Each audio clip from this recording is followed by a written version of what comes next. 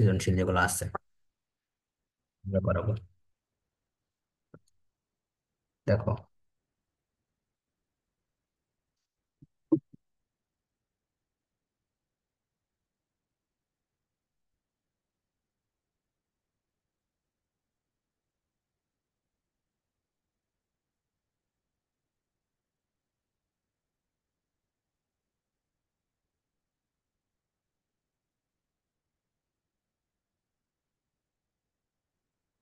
25 degree Celsius,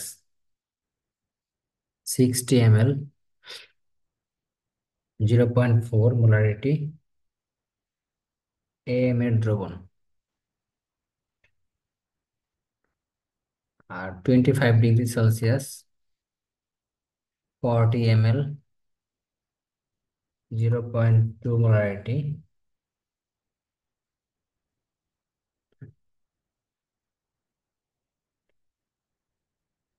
molarity X B দ্রবণ। তো 25 degree Celsius তাপমাত্রায় এ বি টু এর কেএসপি দেওয়া আছে হচ্ছে 1.84 ইন্টু 10⁻⁸।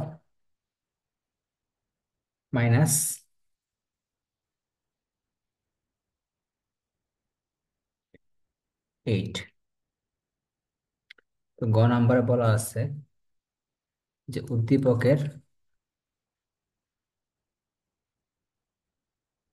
উদ্দীপকের এ বি টু যৌগের দ্রাব্যতা নির্ণয় করো।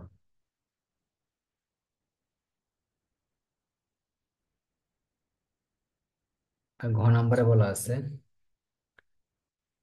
প্রথম ও দ্বিতীয় পাত্রের মিশ্রিত দ্রবণে মিশ্রিত দ্রবণে কোনো অদক্ষেপ পড়বে কিনা, কোনো অদক্ষেপ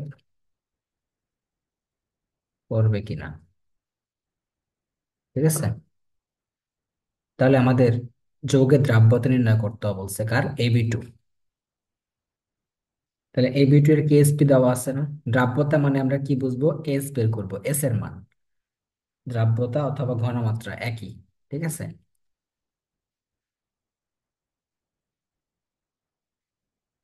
তাহলে আহ প্রথমে যে এ বি টু এর যৌগের দ্রাব্যতা নির্ণয় করতে বলছে এটা একটু দেখি।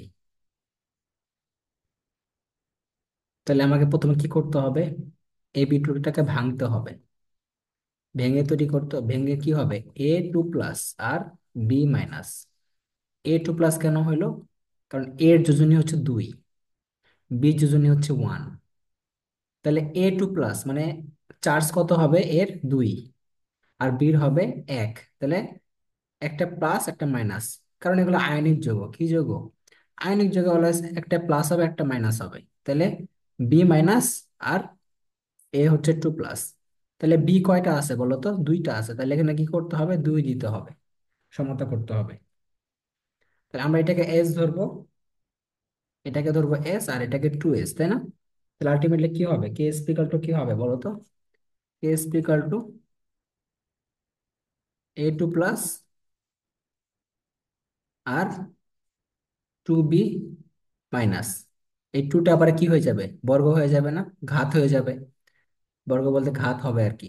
তাহলে এখানে s × 2s², তাহলে কত হবে, 4s³। তাহলে কেএসপির মান কত দেওয়া আছে, দেওয়া আছে হচ্ছে 1.84 × 10⁻⁸। এখান থেকে এস এর মানটা বের করবা। ঠিক আছে, এখান থেকে এস এর মানটা বের করবা, তাহলে হয়ে যাবে। বুঝতে পারছো।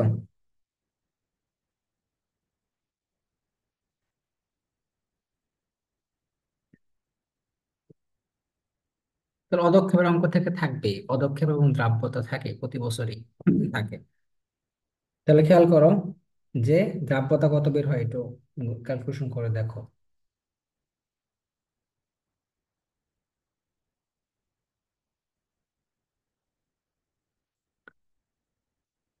এখন দেখো ঘ নাম্বার বলছে যে প্রথম এবং দ্বিতীয় পাত্রের মিশ্রিত দ্রবণে কোনো অদক্ষেপ পড়বে কিনা।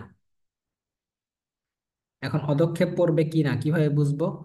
আমরা জানি যদি কেএসপি গ্রেটার দেন কেআইপি হয়, তাহলে দ্রবণটা হবে অসম্পৃক্ত। কি হবে? দ্রবণটা অসম্পৃক্ত। দ্রবণটা কি হয়? অসম্পৃক্ত। যদি কেআইপি গ্রেটার দেন কেএসপি হয়, তাহলে দ্রবণটা অদক্ষেপ পড়ে। কি পড়ে? দ্রবণে অদক্ষেপ পড়ে। অর্থাৎ দ্রবণটা কি হয়? অতিপৃক্ত হয়। কি হয়? অতিপৃক্ত। আর কেআইপি ইকুয়াল টু কেএসপি হলে কি হয়? দ্রবণটা সম্পৃক্ত হয়। কি হয়? সম্পৃক্ত। তাহলে যদি কেআইপি এর মানটা কেএসপি এর চেয়ে বেশি হয়, তাহলে দ্রবণটা অতিপৃক্ত হয়। আর ইকুয়াল টু হলে কি হয়? সম্পৃক্ত হয়। এখন তোমাকে পাত্র ছিল দুইটা, দেওয়া ছিল পাত্র কি ছিল? দুইটা। যেহেতু দুইটা পাত্র দেওয়া ছিল, পদক্ষেপ পড়বে কিনা আমরা কিভাবে বের করতে পারি? যে যার কেএসপি দেওয়া আছে, কার কেএসপি দেওয়া ছিল? কেএসপি দেওয়া ছিল AB2, এটার কেএসপি দেওয়া ছিল। তাহলে আমার কি করতে হবে? এইটারই কেআইপি বের করতে হবে। অর্থাৎ এই দুইটা আয়নের কি লাগবে? ঘনমাত্রা লাগবে। অর্থাৎ A2+ আর B- দুইজনের ঘনমাত্রা লাগবে। তাহলে বলতে হবে A2+টা কোন পাত্রে আছে? 1 নাম্বার পাত্রে। কোন পাত্রে আছে? 1 নাম্বার পাত্রে। তাহলে আমাদের প্রথমে লাগবে হচ্ছে A2+ এর ঘনমাত্রা। তাহলে আমরা জানি যে 1 নাম্বার পাত্রে, প্রথম পাত্রে কি ছিল? দ্রবণটা কি ছিল? এএম দ্রবণ। এএম দ্রবণটা যখন আমরা ভাঙবো, তখন কি হবে? A+ আর M-, তাই না? আচ্ছা, তাহলে V1 কত দেওয়া ছিল? V1 দেওয়া ছিল 60 ml। V2 কত হবে? V2 হবে দুইটার যোগফল, 60 + 40, অর্থাৎ 100 ml। কত হবে? 100 ml। আর S1 কত হবে? S1 দেওয়া ছিল, মানে 1 নাম্বার পাত্রের 0.4 মোলারিটি।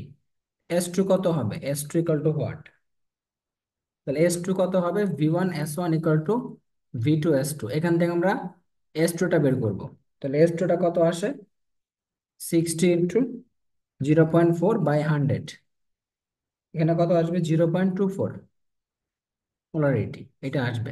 ঠিক আছে, তাহলে আমরা 1 নাম্বার পাত্র থেকে A+ আয়ন, এটার কি পাইলাম? ঘনমাত্রা পেয়ে গেলাম। এখন আমাদের লাগবে হচ্ছে B- আয়ন, এটার ঘনমাত্রা। কার লাগবে? B- আয়ন, এটার ঘনমাত্রা লাগবে। এখন বলো, B- আয়নটা কোথায় আছে? 2 নাম্বার পাত্রে আছে। কয় নাম্বার পাত্রে আছে? 2 নাম্বার পাত্রে। তাহলে আমাদের 2 নাম্বার পাত্রের দিকে খেয়াল করতে হবে এখন। হুম। তাহলে দেখো তো কি করব আমরা। দ্বিতীয় পাত্রে এইটার হিসাব করবো এখন। দ্বিতীয় পাত্রে কি ছিল? দ্বিতীয় পাত্রে ছিল হচ্ছে XB, এই দ্রবণটা ছিল। তখন এইটাকে ভাঙতে হবে, ভেঙে তৈরি করতে হবে X+ আর B-, কারণ X হচ্ছে পজিটিভ, B হচ্ছে নেগেটিভ, যেহেতু এটা আয়নিক যৌগ।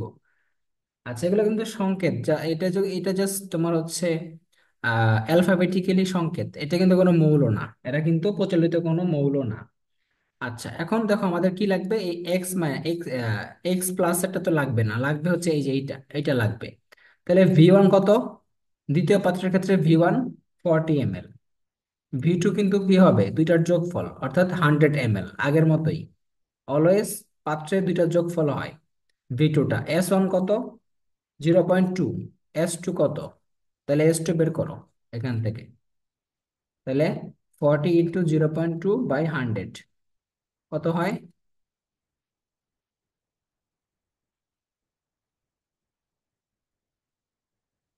কত হয়? 0.0। 0.08।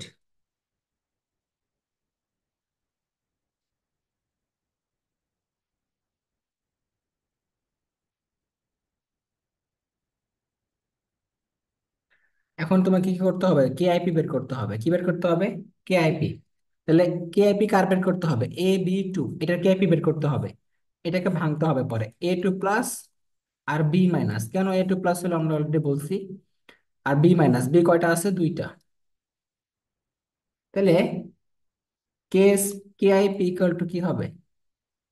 A2 প্লাস R2B মাইনাস, আর এটা কি হয়ে যাবে, এখানে হোল স্কোয়ার হয়ে যাবে।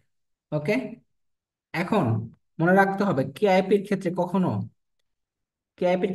এখানে 2 দ্বারা গুণ করার দরকার নাই। 2 দ্বারা গুণ করার দরকার নাই, জাস্ট আমরা কি বর্গ করব। সুতরাং A2 প্লাস ঘনমাত্রা কত ছিল A2 প্লাসের? 0.24। আর বি মাইনাসে কত ছিল? 0.08 হোল স্কোয়ার। ওকে।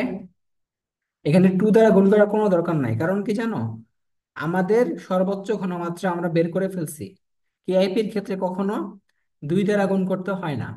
আমরা পাত্রের যে দ্রবণ ছিল, সেই দ্রবণ থেকে আমরা ঘনমাত্রা যেটা বের করছি, সেটা পুরোটার ঘনমাত্রা বের করছি। সুতরাং 2 দ্বারা গুণ করার দরকার নাই, জাস্ট আমরা কি করব, সূত্র অনুযায়ী বর্গ করব। বর্গটা কেন হয়েছে, এখানে 2 দ্বারা গুণ আছে এই জন্য বর্গ হয়েছে। 3 দ্বারা গুণ থাকলে 3 হইতো এখানে, তাই না? এখন করলে কত হয় বলো তো? 1 পয়েন্ট কত হইতে পারে? 53 × 10⁻³ 5 3, হ্যাঁ 5 3 10⁻³ কত? into 3। 3। তাহলে আগে ছিল কেএসপি, কেএসপি ছিল হচ্ছে 1.84 × 10⁻⁸ তার মানে কেআইপির মানটা কিন্তু বড় কেএসপির চেয়ে বড়। সুতরাং পদক্ষেপ পড়বে, পদক্ষেপ পড়বে, মনে থাকবে।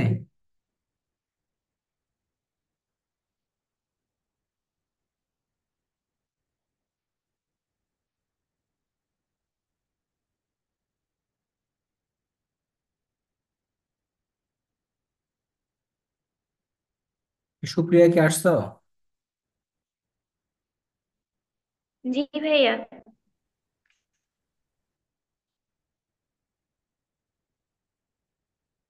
আচ্ছা,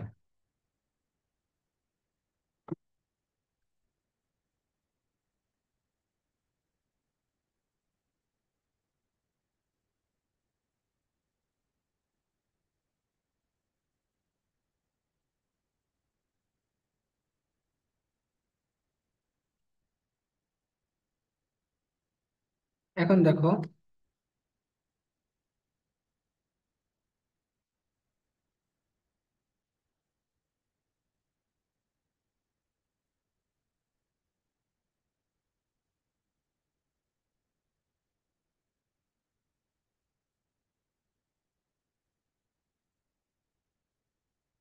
ধরো একটা পাত্রে দেওয়া আছে হচ্ছে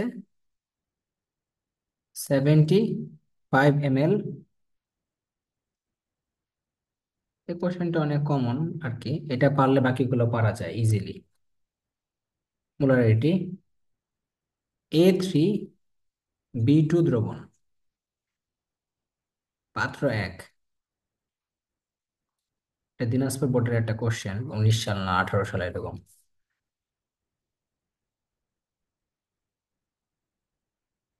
আর একটা পাত্র দেওয়া আছে 125 ml, 3 × 10⁻³ পোলারিটি XY2 দ্রবণ, পাত্র 2। তো এখানে তোমার দেওয়া আছে AY2 এর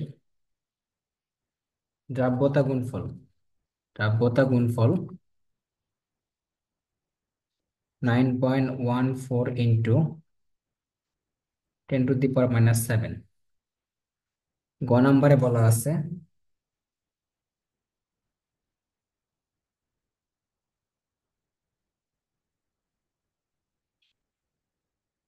বি ফ্রি মাইনাস আয়নের ঘনমাত্রা নির্ণয় করো পাত্র 1 থেকে। পাত্র 1-এর। আর ঘ নাম্বারে বলা আছে দ্রবণ দুইটাকে মিশ্রিত করলে, পাত্র 1 এবং পাত্র 2 দ্রবণ মিশ্রিত করলে পদক্ষেপ পড়বে কিনা, কি পড়বে, পদক্ষেপ পড়বে কিনা। তাহলে এটাও কিন্তু একটা পদক্ষেপের অঙ্ক, হ্যাঁ। তাহলে আমরা প্রথমে হচ্ছে কোশ্চেনটা ভালো মতো দেখবো, যে কিভাবে কোশ্চেনটা কিভাবে কি বলছে। এবং কার দ্রাব্যতা গুণফল দেওয়া আছে, কেএসপি কার দেওয়া আছে। তাহলে যার কেএসপি দেওয়া আছে অবশ্যই তার কেআইপি বের করতে হবে, তাই না? যার কেএসপি দেওয়া আছে তার কি বের করতে হবে, কেআইপি বের করতে হবে। তাহলে খেয়াল করো, এখানে গ নাম্বার প্রশ্ন বলছে B3 - আয়নের ঘনমাত্রা বের করতে বলছে। আচ্ছা, তাহলে আমরা কোশ্চেনটা লিখি, B3 - আয়নের ঘনমাত্রা বের করতে পারি কিনা। তাহলে আগে প্রথমে আমার দেখতে হবে B3 - আয়নটা কোথায় আছে, 1 নাম্বার পাত্র। 1 নাম্বার পাত্রটাকে আমরা ভাঙতে হবে। হুম। আচ্ছা, তাহলে A3B2, তাই না? এটাকে যদি আমরা ভাঙি তাহলে কি হয়, A2 প্লাস আর B3 মাইনাস। কেন এটা হইলো? কারণ এইটার যোজনী হলো 2 আর এইটারটা হলো 3। তাহলে চার্জও 3 হবে, এটার যোজনী 2 হবে, তাই না? তাহলে চার্জ 2, এটার চার্জ 3। কেন? যোজনী 3, এটার যোজনী 2। কিন্তু দ্রবণে আয়ন আছে কয়টা? এ আছে কয়টা? 3টা। বি আছে 2টা। ঠিক আছে। তাহলে এখন কি করতে হবে, আমাদের বলছে এইটার ঘনমাত্রা বের করতে। তাহলে V1 কত হবে? 75 ml, কারণ অলওয়েজ 1 নাম্বার পাত্রটা নিতে হবে এটা। V2 কত হবে?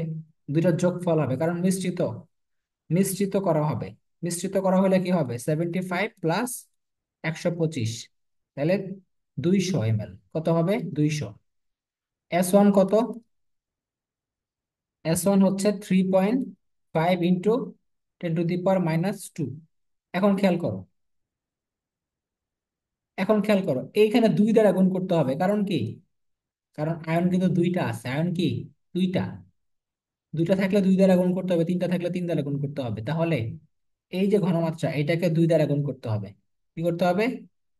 2 দ্বারা গুণ করতে হবে। খুবই ইম্পর্টেন্ট একটা জিনিস এটা, যে তোমরা আয়ন থাকলে কিন্তু 2 থাকলে 2 দ্বারা, 3 থাকলে 3 দ্বারা গুণ করতে হবে সামনে এই ঘনমাত্রাটাকে, পাত্রের যে ঘনমাত্রা দেওয়া থাকবে সেটাকে।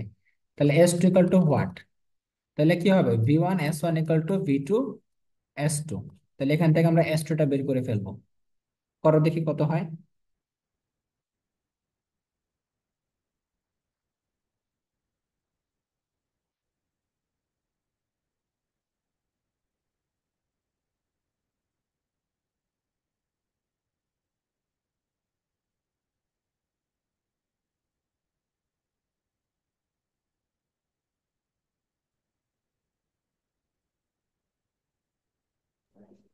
ভাইয়া 2 গুণ হইলো কেন? এই যে এতক্ষণ তাহলে আমি কি আলোচনা করলাম বলো তো? এতক্ষণ আলোচনা করলামই তো 2 কেন গুণ হয়েছে, কারণ কি? এখানে B3 - আয়ন কয়টা আছে বলো তো? 2টা। এই জন্য আমরা ঘনমাত্রাকে কেন 2 দ্বারা গুণ করব, কখন গুণ করব? যখন তোমার আয়ন থাকবে 2টা, যখন সমতা করা হয়ে যাবে তখন দেখতে হবে এখানে আয়ন কয়টা আছে। 2টা আছে, এই জন্য 2 দ্বারা গুণ করছি ঘনমাত্রা। আমাদের যে সংজ্ঞাটা ছিল দ্রাব্যতা গুণফলের, সেখানে কি ছিল বলতো? কোন স্বল্প দ্রবণীয় লবণের সম্পৃক্ত দ্রবণে উপস্থিত আয়ন সমূহের সর্বোচ্চ ঘনমাত্রার যথোপযুক্ত ঘাত সহ গুণফল। তাহলে তোমাকে সর্বোচ্চ ঘনমাত্রা নিতে হবে না? নিতে হবে। এই জন্য আমরা 2 দ্বারা গুণ করব। 3 থাকলে 3 দ্বারা গুণ করতাম। যদি বলতাম যে A2 প্লাস এটার আয়নের ঘনমাত্রা বের করো, তখন তোমরা কি করতে, 3 দ্বারা গুণ করতা। ওকে।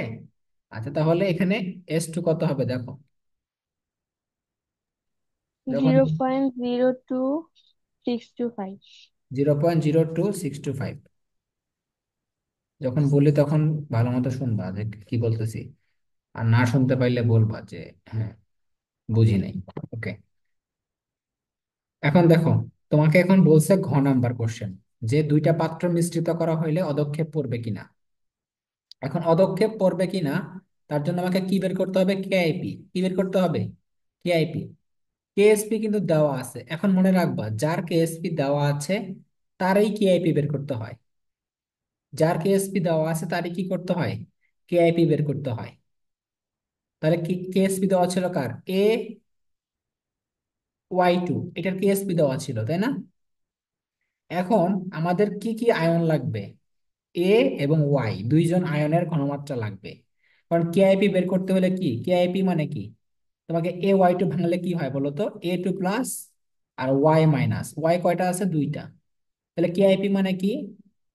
A2 প্লাস এবং 2y মাইনাস, আর এই দুই কি হবে এখানে? ঘাত হয়ে যাবে। তাহলে তোমাকে এই দুটো ঘনমাত্রা তো লাগবে অবশ্যই, ঘনমাত্রা তো আমরা জানি না। এখন বলো, A2 প্লাস আয়নটা কয় নাম্বার পাত্রে আছে? 1 নাম্বার পাত্রে। কয় নাম্বার পাত্রে? 1 নাম্বার পাত্রে। তাহলে আমরা 1 নাম্বার পাত্র থেকে এটা বের করব, আর ওয়াইটা বের করব 2 নাম্বার পাত্র থেকে, ঠিক আছে? আচ্ছা, তাহলে দেখো প্রথম পাত্র, 1 নাম্বার পাত্র, পাত্র 1। পাত্র 1 থেকে আমরা, পাত্র 1 থেকে আমরা কি করব?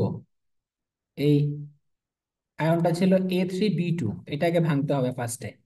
হ্যাঁ, তাহলে A3, A2 প্লাস আর B3 মাইনাস। এ কয়টা? তিনটা। সমতা করলে 3, আর এখানে 2। তাহলে আমাদের লাগবে হচ্ছে A3, A2 প্লাস, এটা ঘনমাত্রা লাগবে। V1 কত? 75 ml। V2 কত হবে?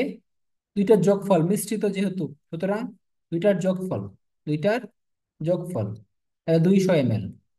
S1 কত হবে? এই যে এখন 3 দ্বারা গুণ করতে হবে, ঘনমাত্রাকে 3 দ্বারা গুণ করতে হবে, 1 নাম্বার পাত্রের ঘনমাত্রাকে 3 দ্বারা গুণ করতে হবে। কারণ কি? আমাদের ঘনমাত্রা কি এখানে তিনটা আছে সমতায়, সুতরাং 3 দ্বারা গুণ করতে হবে। হ্যাঁ। আচ্ছা, এখন S2 কত হবে বের করতে হবে। S2 equal to what? তাহলে S2 ইকাল টু কি হবে দেখো, কত বের হয় এখানে, বের করো।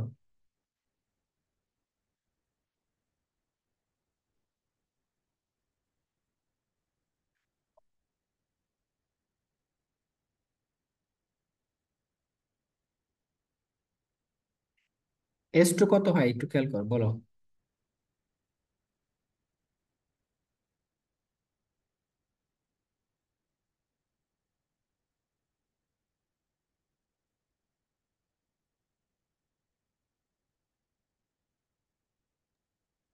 0.039,375। 0.0397, আচ্ছা এটা আসলো S2। তাহলে আমাদের, আমরা 94 লেখেন ভাইয়া। কত? 4 4। 0.94, আচ্ছা। ওকে, এখন খেয়াল করো, আমরা 1 নাম্বার পাত্র থেকে একটা আয়ন পেয়ে গেছি, এখন 2 নাম্বার পাত্রে যাই। 2 নাম্বার পাত্রের মধ্যে কি আছে বলো তো? XY2, এটা 2 নাম্বার পাত্রে আছে। এটাকে বানালে কি হয়? X2 প্লাস আর ওয়াই মাইনাস। ওয়াই কয়টা আছে বলো তো? দুইটা। এগুলো সমতাকরণ তো বুঝতে হবে তোমাকে, মনে রাখবা যে এটা হলো পজিটিভ আয়ন, এটা নেগেটিভ আয়ন, তাই না? এটার যোজনী কত? 2। আর এটার যোজনী 1। যোজনী তো বুঝো, যে যোজনী কি হবে, আমরা উলট পালট করি, চেঞ্জ করি, তাই না? অ্যানায়নটা যায় ক্যাটায়নের কাছে, ক্যাটায়নটা যায় অ্যানায়নের কাছে, এটা আমরা 9 10 থেকে পড়ে আসছি। তো তোমাকে এটা মাথায় রাখতে হবে যে এটা তো তোমার কোনো মৌলের সংকেত না, এটা তো জাস্ট একটা প্রচলিত কোনো অ্যালফাবেট, এটা কোনো মৌল না। সো মৌল আসলে সেটা আমরা করব মৌল দিয়ে, এটা তো মৌল না, এটা একটা অ্যালফাবেট। হ্যাঁ। আচ্ছা, এখন X2 plus Y minus, Y কয়টা আছে? দুইটা। কয়টা আছে? দুইটা। তাহলে V1 কত এখানে? যেহেতু তোমার 2 নাম্বার পাত্র, দ্বিতীয় পাত্র, V1 কত? 125 ml। কারণ V1টা 125 ml হবে 2 নাম্বার পাত্রের ক্ষেত্রে।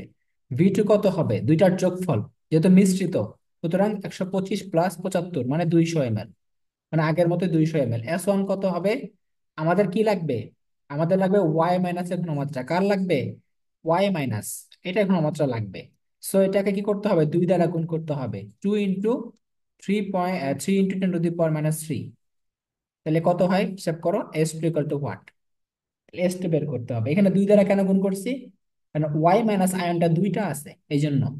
তিনটা থাকলে 3, একটা থাকলে 1 দ্বারা গুণ করতে হইতো, ঠিক আছে? যেহেতু 1 দ্বারা গুণ করার দরকার হয় না, আমরা করি না। বুঝতে পারছো? তাহলে S2 ইকুয়াল টু কত হয় দেখো, S2 ইকুয়াল টু কত?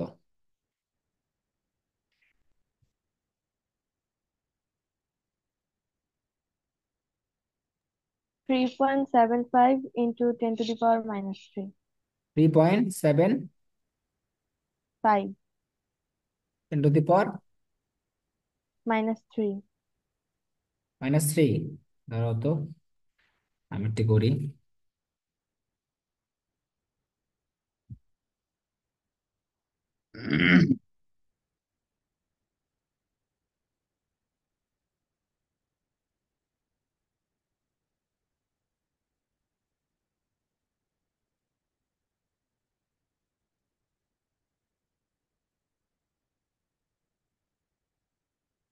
হ্যাঁ, ঠিক আছে।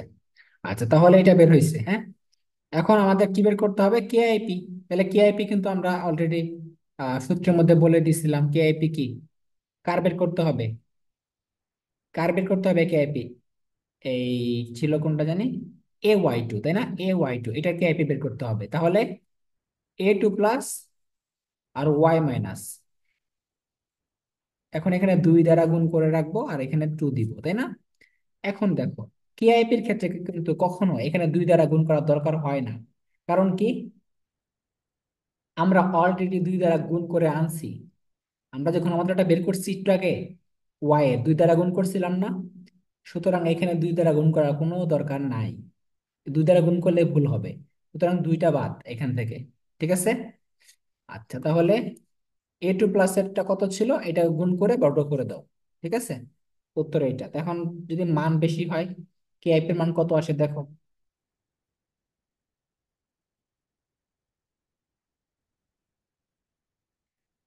কেআইপির ক্ষেত্রে কিন্তু কখনো আমরা বর্গ দিব, বর্গ মানে ঘাতটা দিব। 2 থাকলে 2, 3 থাকলে 3, আমরা ঘাত দিব, কিন্তু কখনোই এখানে 2 দ্বারা বা 3 দ্বারা গুণ করব না। কারণ আমরা অলরেডি যে ঘনমাত্রাটা বের করছি, সেটা কিন্তু আমরা সর্বোচ্চ ঘনমাত্রা বের করে আনছি। এই জন্য আমাদের নতুন করে কোনো গুণ করার দরকার হবে না এখানে।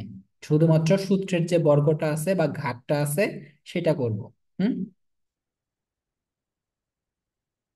কত হয় দেখো। 5.54 into 10 to the power minus 7. -7। কিন্তু কেএসপি ছিল কত? কেএসপি ছিল 9.9.1, 10 to the power -7। এখন বলো তো কোনটা বড় কোনটা ছোট? কেএসপি বড় না কেআইপি বড়? কোন মানটা বড়? বলো। KSP. কেএসপি মানটা বড়, কারণ 9.14, এটা একটু বড় মানটা, হ্যাঁ। তাহলে কেএসপি মানটা বড়, কেআইপি মানটা ছোট, সুতরাং সুতরাং এটা কি হবে? অসম্পৃক্ত হবে। অসম্পৃক্ত, কারণ কেএসপি বড়, গ্রেটার দেন কেআইপি, তাহলে অসম্পৃক্ত হবে।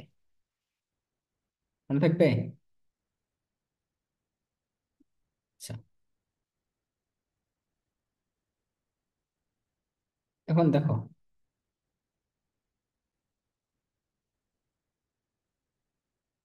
আমরা একটা অঙ্ক করি আরেকটা। লেখো, এটা নিজেরা করবা, হ্যাঁ। 1 নং পাত্র, এখানে দেওয়া আছে 25°C, 20 ml। আচ্ছা, হ্যাঁ। টিআইপির কি কোনো একক নাই?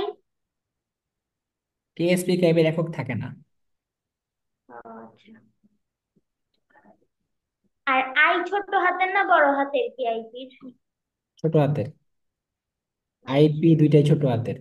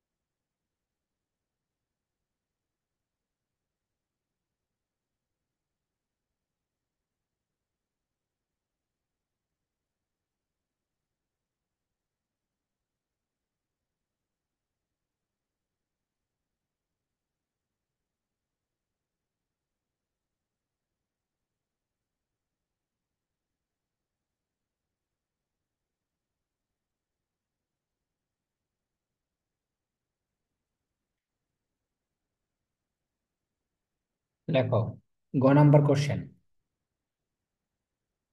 গ নাম্বার কোশ্চেনে বলা আছে যে 1 নং পাত্রের AgNO3 এর দ্রাব্যতা গুণফল কত? দ্রাব্যতা গুণফল কত? 1 নং পাত্রের সিলভার নাইট্রেটের দ্রাব্যতা গুণফল কত? আর ঘ নাম্বার বলা আছে আগের মতো একটা কোশ্চেন, যে পাত্র দুটাকে মিশ্রিত করলে সিলভার ক্লোরাইডের অধক্ষেপ পড়বে কিনা। শেষ। তাহলে ঘ নাম্বার কোশ্চেন কি লিখবা? পাত্র দুটাকে মিশ্রিত করলে সিলভার ক্লোরাইডের পদক্ষেপ পড়বে কিনা। ঘ নাম্বার কোশ্চেন, মিশ্রিত পাত্রে মিশ্রিত পাত্রে AgCl এর পদক্ষেপ পড়বে কিনা। ঠিক আছে, ওকে। তাহলে আমরা এটা করি। এখন দেখেন, দ্রাব্যতা গুণফল তো বের করা খুবই সহজ, KSP বের করা খুবই সহজ। KSP বের করা সহজ না?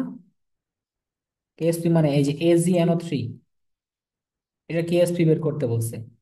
তাহলে এটাকে ভাঙো, Ag+NO3-, তাহলে কি হবে? KSP ইকুয়াল টু Ag+NO3-, তাহলে S × S স্কোয়ার, তাই না? এখন দ্রাব্যতা দেওয়া আছে গ্রাম পার লিটারে, কিসে দেওয়া আছে? গ্রাম পার লিটারে দেওয়া আছে। দ্রাব্যতা যদি গ্রাম পার লিটারে দেওয়া থাকে, করা যাবে অঙ্ক? বলো তো, করা যাবে? কথা বোঝা নাই? দ্রাব্যতা কিসে দেওয়া ছিল? 2.2 × 10⁻³ গ্রাম পার লিটার দেওয়া ছিল না? ছিল কিনা? তুলনায়, কোশ্চেনটা তুলনায়। তুলছি ভাইয়া, গ্রাম পার লিটারে দেওয়া। এখন কি করতে হবে এটাকে বলো তো? হ্যাঁ, তুমি কি এখন এই দ্রাব্যতা এখানে এস এর মান 2.2 × 10⁻³ বসাই দিলে উত্তর হবে? হবে না। এটাকে কিসে নিতে হবে বলো? মোল পার লিটারে নিতে হবে। কিসে নিতে হবে? মোল পার লিটার। এখন দেওয়া আছে গ্রাম পার লিটার, কিসে নিবা এখন? মোল পার লিটার। কি করতে হবে? সিলভার নাইট্রেটের ভর দ্বারা গুণ করতে হবে, ভাগ করতে হবে, আণবিক ভর দ্বারা ভাগ করতে হবে। এই দ্রাব্যতাটাকে আণবিক ভর দ্বারা ভাগ করতে হবে, বুঝছো? তাহলে দ্রাব্যতা দেওয়া ছিল কত? দেওয়া ছিল 2.2 × 10⁻³ এটাকে ভাগ করতে হবে সিলভার নাইট্রেটের আণবিক ভর দ্বারা। এখন সিলভারের ভর কত বলো তো? 108, নাইট্রোজেনের হচ্ছে 14, অক্সিজেন হচ্ছে 16, 3 16 48। ভাগ করো, যেটা হবে সেটা হলো দ্রাব্যতা। এটাকে আমরা কি করছি? মোল পার লিটারে নিলাম, ঠিক আছে? এতক্ষণ ছিল গ্রাম পার লিটারে, এখন নিলাম মোল পার লিটারে। তাহলে নেওয়ার পরে এখানে আমরা মান বসাই দিব, উত্তর হয়ে যাবে। এখন ঘ নাম্বারটা আশা করি পারবা, 2 মিনিটের মধ্যে ঘ নাম্বারটা করে ফেলো। আগে এটার অ্যান্সার বের করো, গ নাম্বারটার অ্যান্সার বের করো। আর ঘ নাম্বারটা তোমরা নিজে নিজে করো দ্রুত। আর ঘ নাম্বারটা দ্রুত করবা নিজে নিজে। ভাইয়া কোশ্চেনে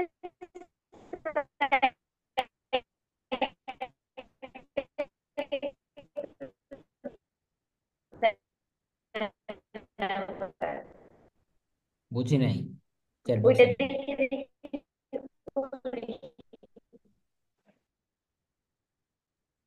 চ্যাট বক্সে লেখো। ভাইয়া প্রশ্নের স্লাইড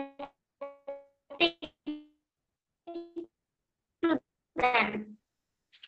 কোশ্চেন লেখো নাই?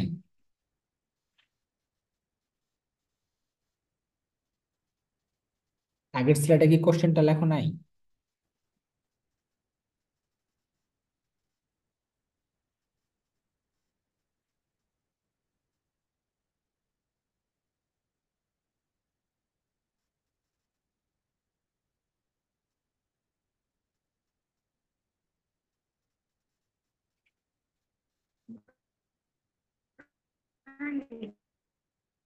চ্যাট বক্সে লেখো একটু, কি বলতেছে বুঝি না।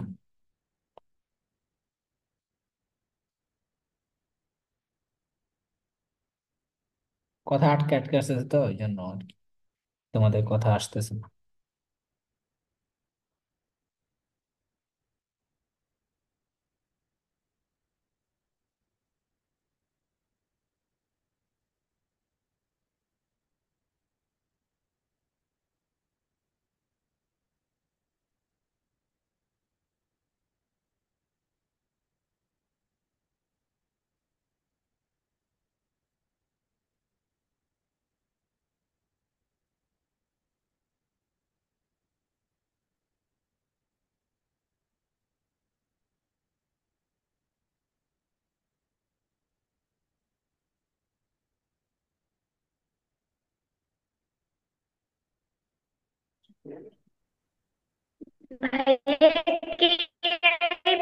এর মান আসছে হচ্ছে 1.781 ইন্টু 10 ইনভার্স 4।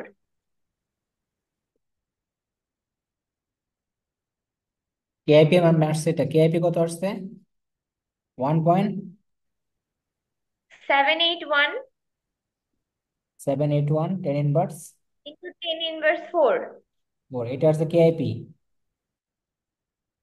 তাহলে কেআইপি জি, মান অবশ্যই ছোট না বড়, বলো কোন মানটা বড়, বলো কেআইপি না কেএসপি? কেআইপির সিআইপি মানটা বড়। বড়। হ্যাঁ, কেআইপির মানটা বড়, কারণ এটা -4, এটা -10। তাহলে কেএসপি ছোট, কেআইপি বড়, তাহলে অদক্ষেপ পড়বে। আচ্ছা, এটা পারবা। তাহলে এরকম অঙ্ক আসলে যে অদক্ষেপ পড়বে কিনা, আর হচ্ছে ঘনমাত্রা নির্ণয় করা, আর হচ্ছে দ্রাব্যতা গুণফল নির্ণয় করা, তিনটা জিনিস মনে রাখবা। হ্যাঁ, কি কি শিখাইলাম? যে দ্রাব্যতা নির্ণয় করবা, দ্রাব্যতা মানে এস এর মান, ঘনমাত্রা, কোন একটা আয়ন থেকে ঘনমাত্রা কিভাবে বের করতে হয় এটা শিখাইলাম। অদক্ষেপ পড়বে কিনা এই অঙ্কটা শিখবা ভালো মতো, তাহলে তোমরা সৃজনশীল কমন পাবা। এছাড়া দেখো আরো কিছু অঙ্ক আছে, যেমন যেমন যেমন তেমন তোমার হচ্ছে ওই যে দ্রাব্যতা, দ্রাব্যতার ম্যাথ করাইছিলাম না, শীতলীকরণ করা, যে এত মানে 75 ডিগ্রি আছে, এখান থেকে আমরা 25 ডিগ্রিতে আনছি।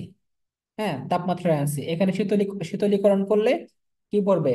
তোমার কেলাসিত হবে। এই যে কেলাসিত হবে, কতটুকু কেলাসিত হবে এটা শেখানো হয়েছিল। এইটা একটা অঙ্ক, খুব ভালো মতো করবা। হ্যাঁ, কেলাসিত হওয়ার অঙ্কগুলা, যে কতটুকু কেলাসিত হবে, এটা কিন্তু অনেক অনেক ইম্পর্টেন্ট সৃজনশীলের জন্য। ওকে। আচ্ছা, এরপরে দেখো তোমাদের সম আয়ন প্রভাব। সম আয়ন প্রভাবটা কি বলো তো? কি কি পারো এটা, সম আয়ন প্রভাবটা কি? সম আয়ন প্রভাব। ভাইয়া, সমান প্রভাবের জন্য হলো দ্রাব্যতা হ্রাস পায়। হ্যাঁ, এটা করাইছিলাম না ক্লাসে, ওই যে রেকর্ড ক্লাসে দিছিলাম না? জি ভাইয়া।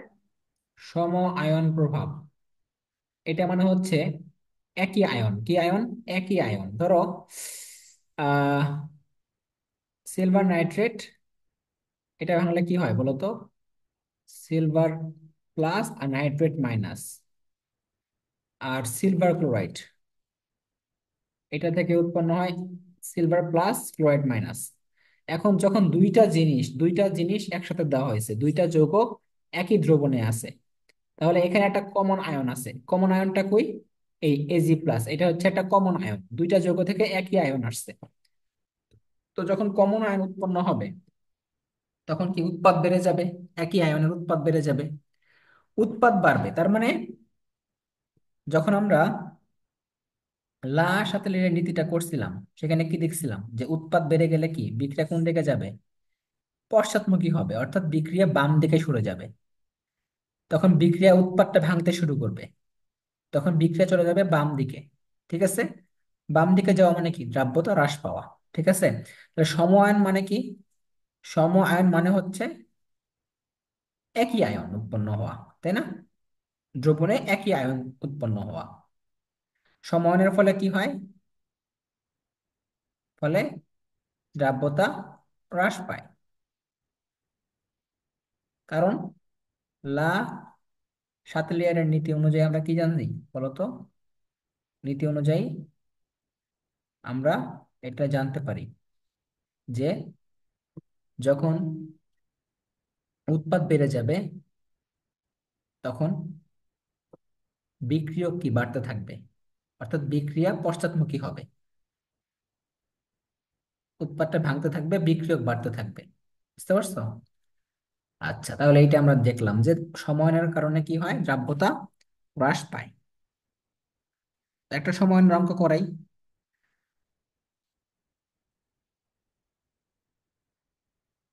তাহলে সময়ের প্রভাবে কি হয় বলতো, দ্রাব্যতা হ্রাস পায়, কারণ বিক্রিয়া পশ্চাৎমুখী হয়, বাম দিকে সরে যায়। লেখো, 25°C তাপমাত্রায়। ও, আরেকটা কথা মনে রাখবা, একটা অবজেক্টিভ তোমাদের জন্য খুবই ইম্পর্টেন্ট, সেটা কি জানো? নিচের এটা স্টার দিয়ে রাখবা। ধরো মনে করে এটা অনেক জায়গায় তোমরা পাবা, এই অবজেক্টিভটা নিচের কোনটিতে সম আয়ন প্রভাব, অবজেক্টিভ এটা, হ্যাঁ, প্রভাব বিদ্যমান। তো অপশনে দেওয়া আছে হচ্ছে CH4, HCl, অ্যামোনিয়া, আর CH4, CH3Cl, HCl, H2S, HCl। কোনটা উত্তর হবে বলো? কোনটিতে সময় প্রভাব বিদ্যমান বলো, কে পারবা?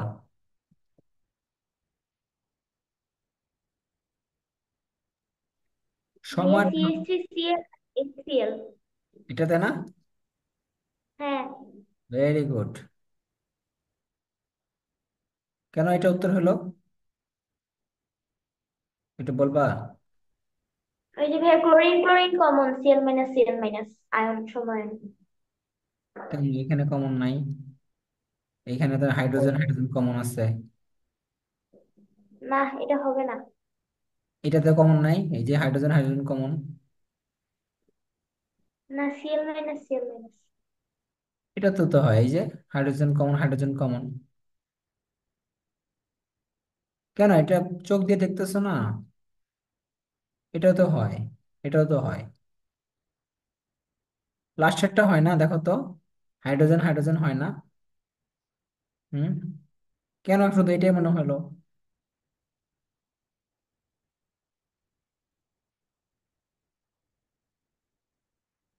মনে রাখবা, সময়ায়ন কাদের ক্ষেত্রে প্রযোজ্য? অজৈব যৌগের ক্ষেত্রে। কার ক্ষেত্রে? অজৈব যৌগের ক্ষেত্রে, নট জৈব যৌগ। এটা জৈব যৌগ, এটাও জৈব যৌগ, এটাও জৈব যৌগ, তাহলে আমার প্রথম তিনটা বাদ, লাস্টেরটা অ্যান্সার। ওকে, অজৈব যৌগের ক্ষেত্রে প্রযোজ্য শুধুমাত্র। H2S ভাঙলে কি হয় বলো? H+ আর সালফার 2-। হাইড্রোজেন কয়টা আছে? দুইটা। ঠিক আছে, দুইটা। HCl ভাঙলে কি হয়? H+Cl-। তার মানে কি, হাইড্রোজেনটা কমন। এখন তুমি বলছো ক্লোরিনটাও তো কমন। জৈব যৌগ যখন ভাঙবে তখন সম্পূর্ণ কোনো আয়ন তৈরি করতে পারবে না। জৈব যৌগ যখন ভাঙে তখন কোনো আয়ন তৈরি করতে পারে না, সম্পূর্ণ আয়ন তৈরি করতে পারবে না। তুমি ভাবতেছো যে এটা ভাঙলে CH3+ আর ক্লোরিন- হবে, না, এরকম হবে না। তাহলে জৈব যৌগ কখনো ভাঙলে তুমি সমান আয়ন পাবা না, মনে থাকবে। এটা যেন কখনো ভুল না করো। তাহলে জৈব যৌগ কোনগুলো চিনতে হবে তোমাকে, যেমন এটা হলো মিথেন, এটা, এটার নাম কি? এটার নাম methyl chloride. Methyl chloride. Okay, methyl chloride কি একটা জৈব যৌগ, বুঝেছেও? সমস্যা কোনো, শ্যামা? হুম, ভাইয়া কি বলছেন? সমস্যা এখন কোনো বুঝতে? না না না। না। হ্যাঁ, 25°C তাপমাত্রায়, সুপ্রিয়া বুঝছো? জি ভাইয়া বুঝছি। কি বুঝছো বলো তো?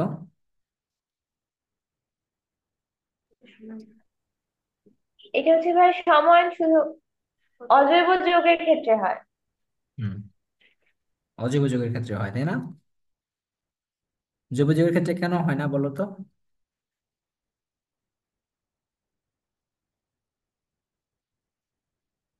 কেন হইলো না জৈব যৌগের ক্ষেত্রে? কারণটা কি বলছি?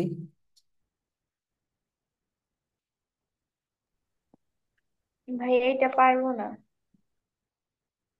তাহলে তখন বক বক করলাম কেন? সাদিয়া বলো তো, কেন জৈব যৌগটা কেন সমান প্রভাবে হইলো না? হুম, বেশি ক্লিয়ার করো, বেশি ক্লিয়ার করো, না হলে তুমি মুখস্থ করে হবে না, মুখস্থ করে সব হবে না। কেমিস্ট্রি মানে কি মুখস্থ নাকি? ভাইয়া দুইটাই মুখস্থ বোঝা দুইটাই। হুম, মুখস্থ করতে হয়, বুঝতেও হয় দুইটাই। তাই বলো, কেন জৈব যৌগটা হবে না সমান প্রভাবে?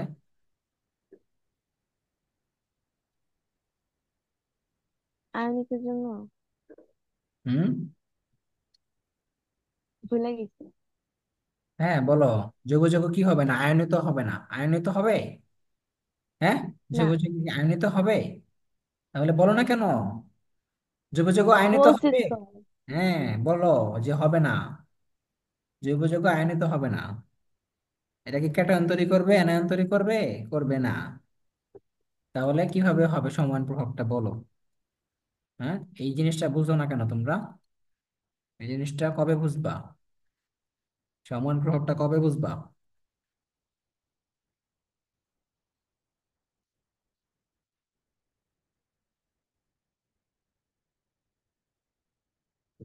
লেখো লেখো, তাড়াতাড়ি লেখো।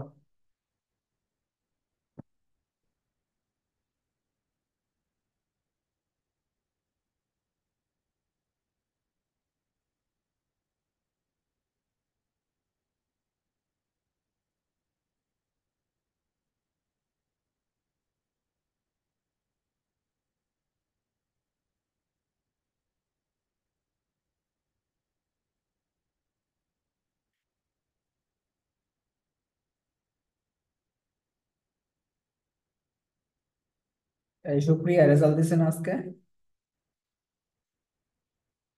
হুম, জি ভাইয়া দিছে। কত পাইছো বলো? ভাইয়া সবারই 4 পয়েন্ট আসছে। সবারই 4 পয়েন্ট আসছে, এটা তো আমার জানার দরকার নেই, তুমি কত পাইছো এটা বলো। কেমিস্ট্রিতে কত পাইছো? আমার স্যার ভাইয়া হচ্ছে কি স্পেসিফিক নাম্বার দেয় নাই, এখনো খাতা দেখায় নাই। পয়েন্ট বলছে 4 পয়েন্ট। হ্যাঁ হ্যাঁ, শুধু হচ্ছে বোর্ডে টাঙাই দিছিল কে পাশ করছে ফেল করছে কার গ্রেড কত এগুলা। তোমরা কি চারজনই কি 4 পয়েন্ট? হ্যাঁ হ্যাঁ, মানে মানে কাছাকাছি নাম্বার, সবাই 4.8, কারো 10, কারো এরকম। 4.8 আর 4.10 কি কাছাকাছি? মানে ভাই পাশাপাশি যা আর কি। পাশাপাশি তাই না? ও আচ্ছা, জানতাম না তো।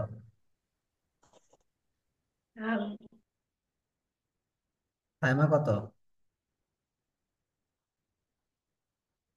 4 পয়েন্ট কত? ও ভাইয়া কাছাকাছি 4 পয়েন্ট আসছে আর। আর তোমার? তোমার কত কাটায় কাটায় ভাইয়া কত? 4.8। 4.8? জি। ওয়াও, তুমি তো অনেক ভালো করছো। ওয়াও নাম্বার পেয়েছো, ওয়াও। আর সাইমা এত খারাপ করার কারণ কি, কোন পরীক্ষাটা খারাপ হয়েছে? 4 পয়েন্ট কিন্তু ভালো না জিপিএ হিসেবে। 4.5 পেলে হলো ভালো ছিল। ভালো করো নাই, তাহলে কোন সাবজেক্টে খারাপ করছো বলো? কোন সাবজেক্টে খারাপ হইতে পারে, বাংলা ইংলিশ? সমান ইংলিশে ঠিক না? ভাইয়া। ইংলিশে? জি। ও আচ্ছা, ইংলিশে ঠিক হয়ে যাবে অবশ্য। দেখো এবার কিন্তু A+ ছুটছে কতগুলা, ইংলিশ আর বাংলায় ছুটছে। মানে যতগুলা দেখলাম আমি A+ ছুটছে English Bangla, English Bangla. 1 number, 2 number, 5 number, 10 নাম্বারের জন্য ছুটে গেছে, এরকম আর কি। আমার একটা আমার স্টুডেন্ট গুলো ভালোই করছে, শুধু দেখলাম যে একজনের বাংলায় ছুটছে, আরেকজনের দুইজনেরই বাংলায় ছুটছে। আসলে বাংলা এটা ফালতু সাবজেক্ট, বাংলা যে কি জায়গায় পড়ায়, বাংলার মতো জঘন্য সাবজেক্ট আমি কোনো জায়গায় দেখি না। বিরক্তিকর একটা subject।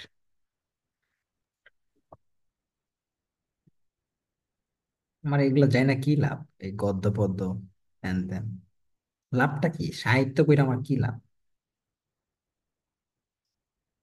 কোনো লাভ আছে? কারণ বলো। আপনি বাঙালি। বাঙালি তো বুঝলাম, কিন্তু আমার তো লাভ নাই এটা কইরা, বুঝো না?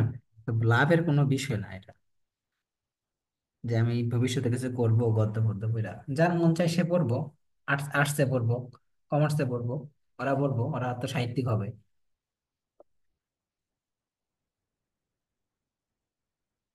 আমি যদি কোনোদিন শিক্ষামন্ত্রী হইতে পারি, বাংলা বাদ দিয়ে দেবো, বুঝছো?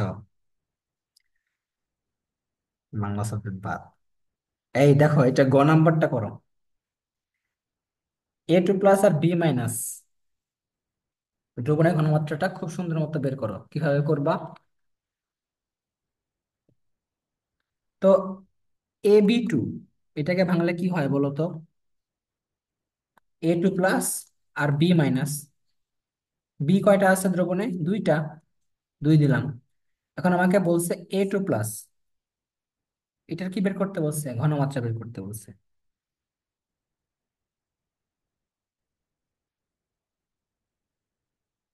এখন করো, A2+ এর ঘনমাত্রা কিভাবে বের করতে হয় প্রথমে।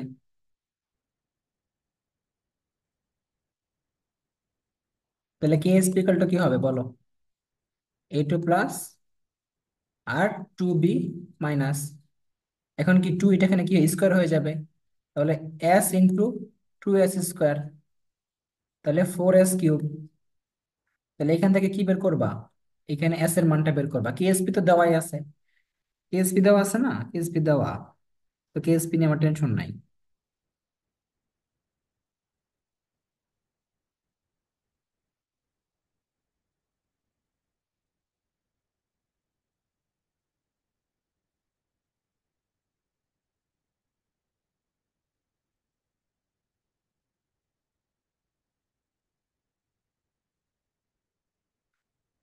কেএসপি দেওয়া ছিল কত? 3.5 × 10⁻⁻35, এটাকে 4 দ্বারা ভাগ করে উপরে কি এখানে পাওয়ার √3 দিয়ে দিব এখানে, ওটার উপর 3। কত হয় বলো, এস এর মান কত?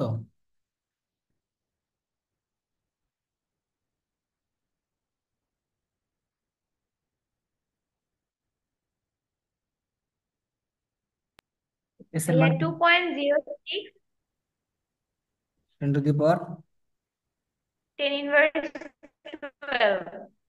10⁻12।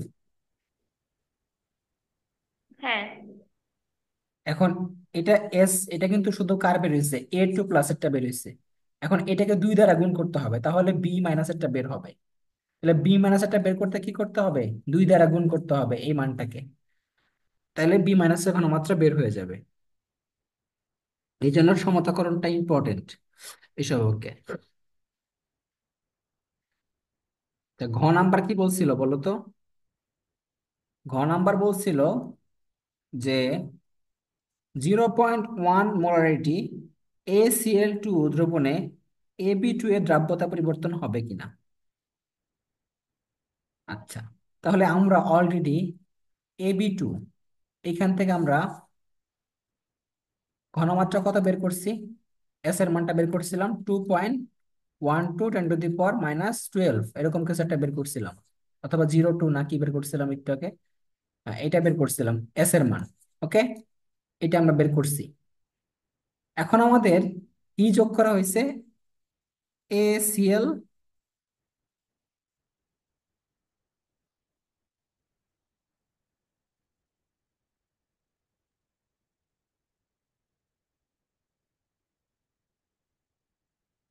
The students who has 38 to 50% attendance with pass in both terms passes are requested to contact with respective departments. For each, you will get 2% effective from 17, 11, 24. Pharmacology 9 to 12, 30. Forensic 12:30 to 2 p.m. আমরা যার percentage 38 থেকে 50% এবং টার্মে pass আছে ওদেরকে দেখা করতে বলছে।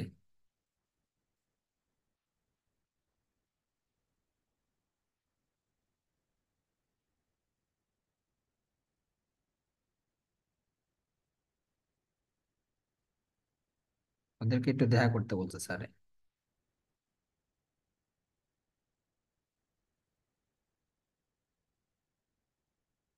ঠিক আছে, তাহলে দেখো এখন তুমি দ্রবণে কি যোগ করছো? এসিএল, এসিএল টু না কি যোগ করছিলাম? কোশ্চেনটা কই গেল?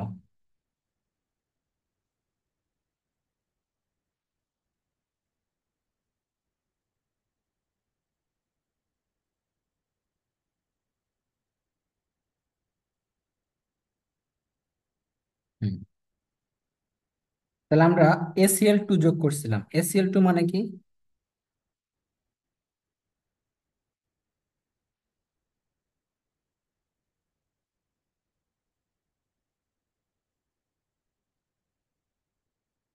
A2+ আর সিএল মাইনাস। সিএল কয়টা আছে? দুইটা।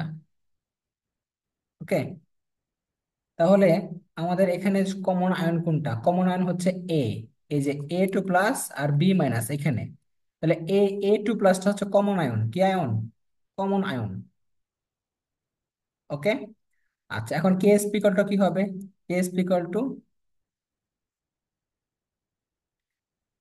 S ইন্টু 2S², এরকম ছিল। এখন আমাদের কি করতে হবে জানো? এখানে প্লাস কি করতে হবে? প্লাস 0.1 দিতে হবে। 0.1 কেন দিব? কারণ আমরা কি যোগ করছি? আমরা 0.1 মোলারিটি ACl2 দ্রবণ যোগ করছি।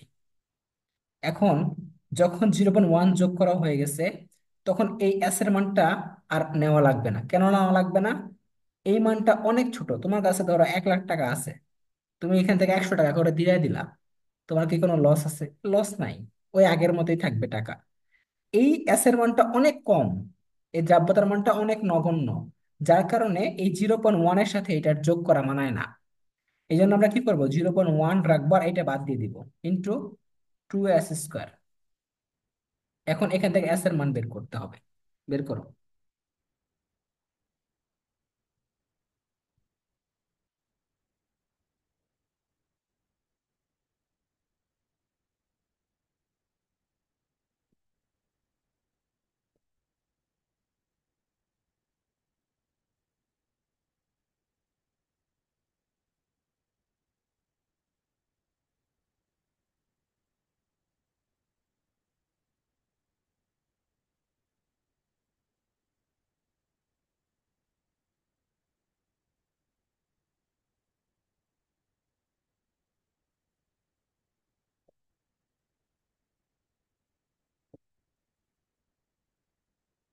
এস এর মান কত আসছে দেখো। তাহলে সমান প্রভাবের ক্ষেত্রে কিন্তু আমাদের এটা মাথায় রাখতে হবে যে কোন মানটা বাদ যাবে। এটা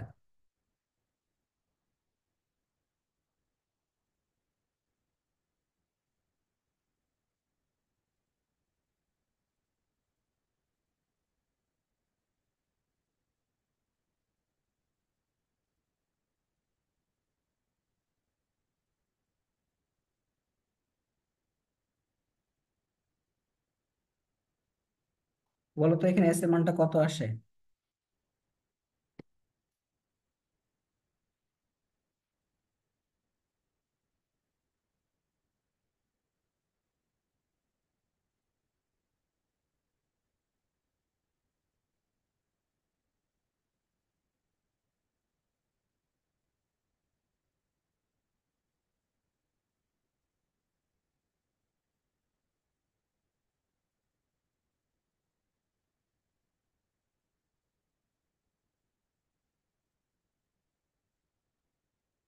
বের করছো?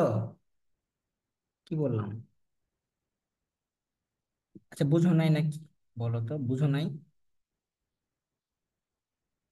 অঙ্কটা কি বুঝো নাই? তোমাকে চাইছে কি এখানে? দ্রাব্যতা পরিবর্তন চাইছে না?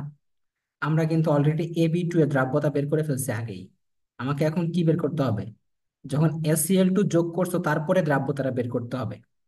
এখন SCl2 যোগ করার পর এখানে কমন আয়ন কোনটা? কমন আয়ন হচ্ছে এটা হচ্ছে কমন আয়ন, তাই না? এটা কি কমন আয়ন না? এখন আমরা যে দ্রাব্যতা বের করছিলাম, S × 2S², এটা আগে বের করছিলাম। এখন আমাদের ঘনমাত্রা কত বেশি হয়েছে? 0.1 বেশি হয়েছে। এটা আমরা এখানে কেন যোগ করলাম, এখানে কেন করলাম না? কারণ আমার এই এসটা কিন্তু A2+-এর, এই এসটা কিন্তু A2+-এর, আর এই 2S-টা কিন্তু এই 2B মানে ক্লোরিনের। আমরা কিন্তু ক্লোরিন বা কোনো কিছু যোগ করি নাই, আমরা কিন্তু এটা যোগ করে নাই, সো আমরা এখানে যোগ করি নাই 0.1টা। এখানে কোনো কিছু যোগ করি নাই কেন? কারণ এখানে 0.1 তো আমরা কোনো কিছু যোগ করি নাই। এটা তো কমন আয়ন না। আমরা এখানে কেন যোগ করব, তাই না? যোগ করবো কোথায়? যেখানে তোমার কমন আয়ন উৎপন্ন হয়েছে সেখানে। এই জন্য আমরা এস এর সাথে 0.1 যোগ করছি। যদি মনে করো যে এখানে বি মাইনাস আয়নটা কমন হইতো, বি মাইনাস আয়নটা যদি কমন হইতো, আমরা এখানে কি করতাম? এসই রাখতাম, এখানে কোনো পরিবর্তন করতাম না। 2S+0.1 দিতাম তখন, 2S+0.1 দিতাম। এটা বোঝার চেষ্টা কর, এখন করো।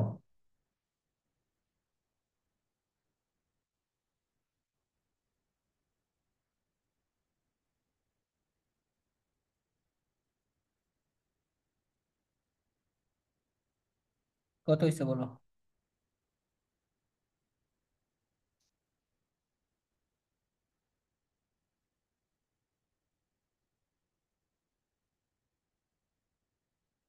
ঘনমাত্রা কি এস এর মানটা কি বের করতে পারতেছো না? হ্যাঁ, বুঝলাম না আমি কাহিনী। KSP equal to 0.1 × 4S²। এখান থেকে এস এর মানটা বের করতে পারতেছো না? KSP তো দেওয়াই আছে, KSP তো আগেরটাই।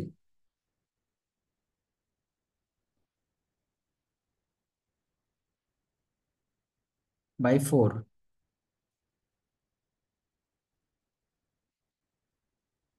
কত হয় দেখো?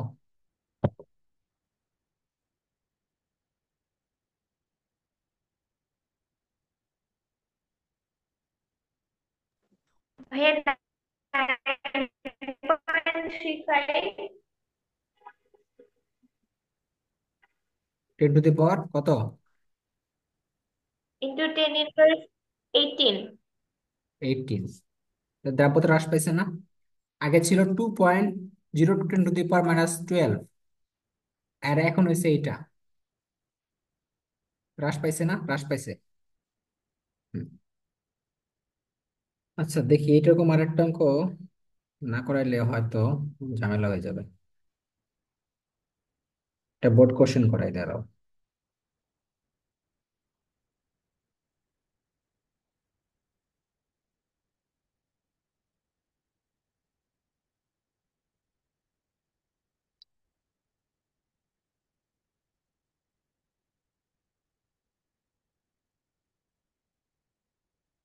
লেখো, 25°C তাপমাত্রায় MB এর KSP 1.8 × 10⁻10 ঘ নম্বরে বলা আছে যে 0.1 মোলারিটি AB3 এর উপস্থিতিতে, এর উপস্থিতিতে উপস্থিতিতে MB এর দ্রাব্যতা পরিবর্তিত হবে কিনা, দ্রাব্যতা পরিবর্তিত হবে কিনা।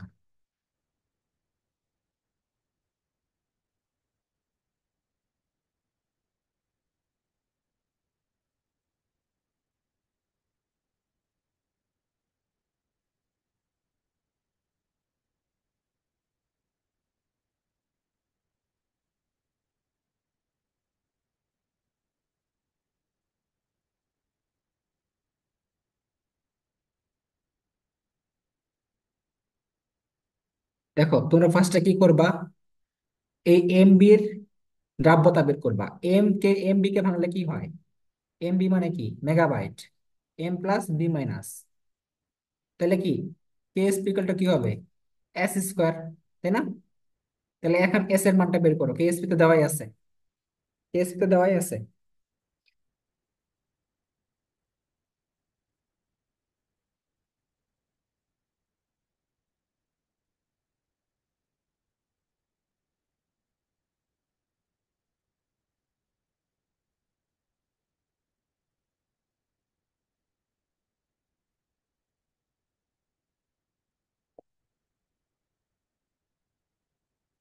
বলো এস এর মানটা কত আসে।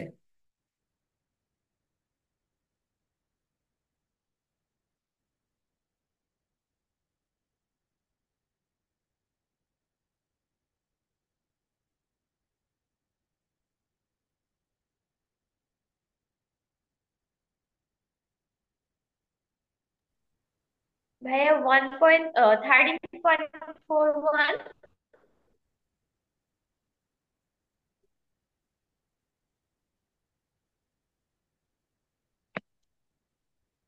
1 পয়েন্ট কত, 34, ইন্টু 10 ইনভার্স 7। 10 ইনভার্স 7। 7 কেমনে, আবার করো। 5 হয় ভাইয়া। 5, 5। 5 5। হুম, 5 হবে, হ্যাঁ। এখন তুমি কি যোগ করছো বলো তো বাবা, AB3 যোগ করছো, কি যোগ করছো, AB3। এখন AB3 কে ভাঙলে কি হয়, AB3 কে ভাঙলে হয় এ প্লাস, মানে A3 প্লাস আর বি মাইনাস। বি কয়টা আছে, তিনটা। আগে ছিল এমবি, আগে ছিল এমবি, এম প্লাস আর বি মাইনাস। ও এখানে 3 হবে, সরি, 3B। আচ্ছা, এখন বলো তো কমন আয়ন কোনটা, এই যে এটা কমন আয়ন, এটা কি কমন আয়ন। তাহলে তোমাকে বুঝতে পারতেছো কোনটা কমন আয়ন এখানে। এখন বলো তো কতটুকু যোগ করা হয়েছে, 0.1, তাই না? এখানে আয়ন কয়টা, তিনটা। বি মাইনাস কয়টা আছে, তিনটা, তাহলে 3 দ্বারা গুণ করে দাও। 3.3 ইন্টু 0.1, এটা গুণ করতে হবে কারণ এখানে সমতা করছি না, তাহলে ঘনমাত্রাটাকে গুণ করতে হবে এখানে। এখন তোমরা কি করবা, case equal to S into S plus 3 into 0.1। কেন করছি, এটা কেন করলাম, কারণ এটা তো বি, আমার তো এম বাড়ে নাই, এম বাড়ছে, এম বাড়ে নাই, সুতরাং আমাকে এখানে গুণ করা লাগবে, যোগ করতে হবে না কিছু। আমার যোগ করতে হবে কোথায়, এই যে বি, যেখানে বি বাড়ছে সেইখানে। বুঝতে পারছো? এখন করো, কেএসপি দাও, কেএসপির মান দেওয়া আছে, কেএসপি মান যেটা দেওয়া আছে সেটাই, 1.8 ইন্টু 10 টু দি পাওয়ার -10। এখন দেখো এখান থেকে এই এস এর মানটা বাদ যাবে, কারণ এই মানটা অতি নগণ্য, অতি নগণ্য, বুঝছো, অতি নগণ্য। তাহলে এখান থেকে এস এর মানটা বের করো, শুধু এস এর মানটা বের করো, কত হয়।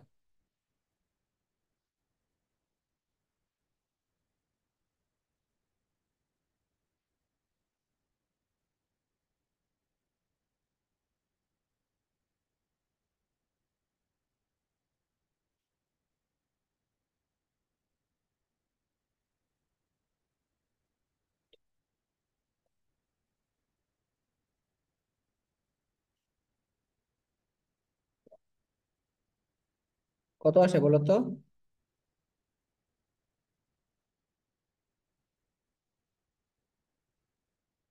একক, দশক, শতক, 1 2 3 4 5 6 7 8 9, কিরে, 1 2 3 4 5 6 7 8 9 10, তাহলে কত আসে, 6 ইন্টু 10 টু দি পাওয়ার -10, এটা আসে না বলো তো, এটা আসে, এটা আসে না এস এর মানটা। তো দ্রাব্যতা আগে ছিল কত, আগে ছিল 1.34 10 টু দি পাওয়ার -5, আর এখন আসছে এইটা, দ্রাব্যতা হ্রাস পাইছে, দ্রাব্যতা কি হয়েছে, হ্রাস পাইছে, শেষ। এই বুঝতে পারছো?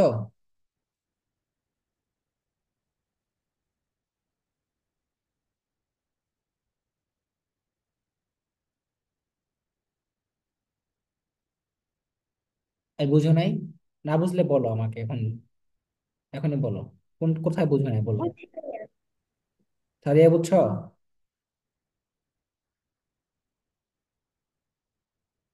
সাদিয়া কি বুঝছো? জি ভাইয়া বুঝছি। জি ভাইয়া বুঝছি, এটা আবার কি? ভালো মতো বলো বুঝছো কিনা।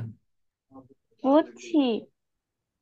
আচ্ছা ঠিক আছে, তাহলে গুণগত রসায়নের অবজেক্টিভ সলভ করাবো, বুঝছো?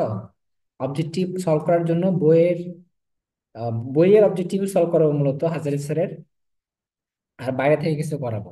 তো একটা কাজ করবা, সেটা হচ্ছে যেগুলো নোট করাই দিচ্ছি অলরেডি সেগুলো রিভিশন দিবা, সাথে হচ্ছে একটু রিডিং করার চেষ্টা করবা। হাজারি স্যারের গুণগত রসায়নের যে বইটা আছে, মেইন বইটা, ওইটা রিডিং করবা।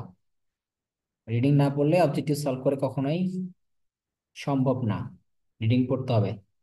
ওকে, আল্লাহ হাফেজ। কালকে ক্লাস নেব না, কালকে ক্লাস হবে না।